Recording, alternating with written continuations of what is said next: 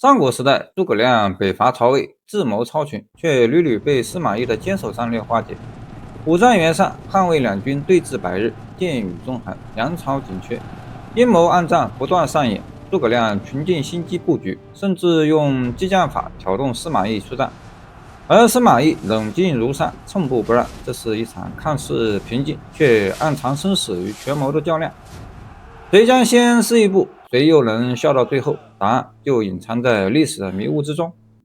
建兴3年，公元225年，诸葛亮经过2年多的休养生息，使蜀汉国力大幅提升。为了北伐时没有后顾之忧，他亲自率军出征南中，按照马谡提出的攻城为下、攻心为上的策略，平定南方叛乱，同时获得了大量的战略物资。到了建兴5年，公元227年，诸葛亮上书《出师表》，随后与赵云率军驻扎汉中，并任命汉中太守魏延为丞相府司马，为正式进攻曹魏做好准备。建兴4年，魏黄初7年，公元226年，魏文帝曹丕去世，曹睿继位。到了建兴6年，公元228年，诸葛亮认为时机成熟，正式向魏国出兵。魏延觉得关中守将夏侯茂怯懦无谋，于是向诸葛亮建议，由自己率领5000精兵，乘包中沿秦岭东进，直取子午以北，奇袭关中。就像当年的韩信一样，与诸葛亮一道会师于潼关。但诸葛亮认为此行凶险过度，没有采纳魏延的计策，于是他让赵云率领一支疑兵出包斜道，占据击鼓，佯攻关中，以吸引魏军主力，而自己则率主力进军岐山。由于魏国事先毫无防备，突闻诸葛亮率大军杀来，陇右的南安、天水和安定三军几乎无力抵抗。天水、南安太守甚至放弃守城，向东逃窜。魏国天水守将姜维、梁旭、殷散、上官雍等纷纷投降诸葛亮，而云州刺史郭淮则退往上邽固守待援。顷刻间，陇右5郡陇西、南安、天水、广卫和安定已有3郡归附诸葛亮，只有广卫郡和陇西郡坚决不降。其中陇西郡太守尤楚更是誓死抵抗，曹魏朝廷上下顿时朝野恐惧。正当诸葛亮率领汉军一路凯歌高奏，在陇右攻城拔寨之时，远在洛阳的魏明帝曹睿急忙调动大军救援，亲自到长安坐镇，同时派大将军曹真督军驻守眉县，防御赵云。张合率军前来抵抗诸葛亮，为凉州刺史徐邈也遣参军与京城太守率军反攻南安郡。诸葛亮深知张合乃魏国名将，这次率军而来，必然直指汉军咽喉之地街亭。诸葛亮正准备派将镇守街亭时，忽然参军马谡请命，要领义军把守汉军咽喉要道街亭。诸葛亮排除其他将领的质疑，提拔马谡镇守汉中。马谡是诸葛亮的心腹，诸葛亮担心他有所差错，街亭失守，于是再三叮嘱，把街亭对汉军的重要性和防守部署详细交代给马谡，并要求他到达街亭后立即绘制山川地理图和安营扎寨的位置。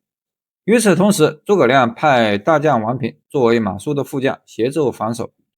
为以防万一，又命高翔率军驻临渭以北、街亭以左的列柳城接应马谡，并让魏延率军驻街亭以右的山谷中随时支援。不出诸葛亮所料，张合果然率领大军来取街亭。可是马谡根本不遵循出兵前诸葛亮安排的部署，也不顾副将王平的劝说，执意将大军屯兵于一座孤山上，不在当道险要之处下寨，以至于被张合率将包围在山上。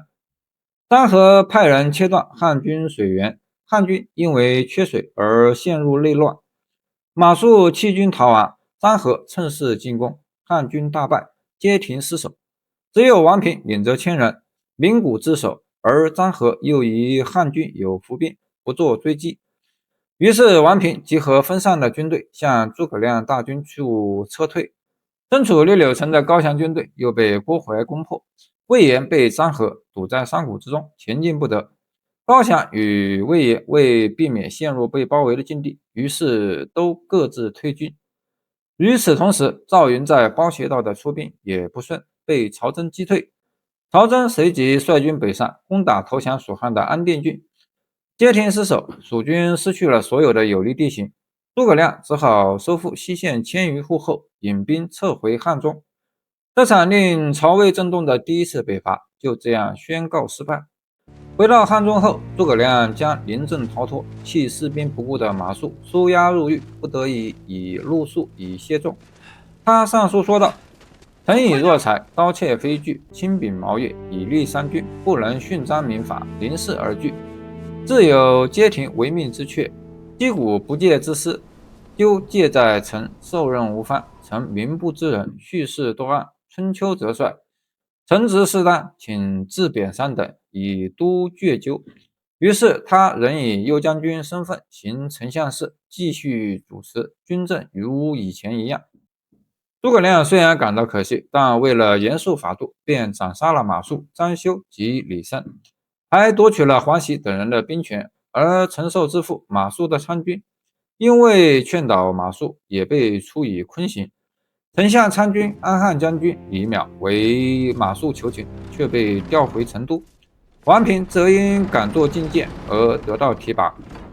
赵云虽被降为正军将军，但诸葛亮高度赞赏他守卫之功。后来有人曾劝诸葛亮再次北伐，但他认为必须先训练士卒，让他们忘却失败的阴影，方可再行北伐。曹真和张合在汉军撤出后，迅速平定了天水、南安、安定3郡。曹真认为汉军这次进攻岐山失败，包斜道又被赵云烧毁，并遭大水冲逝，下次可能会以陈仓为目标，于是派将军郝昭、王生等带领1000余人屯驻陈仓，同时重修陈仓城。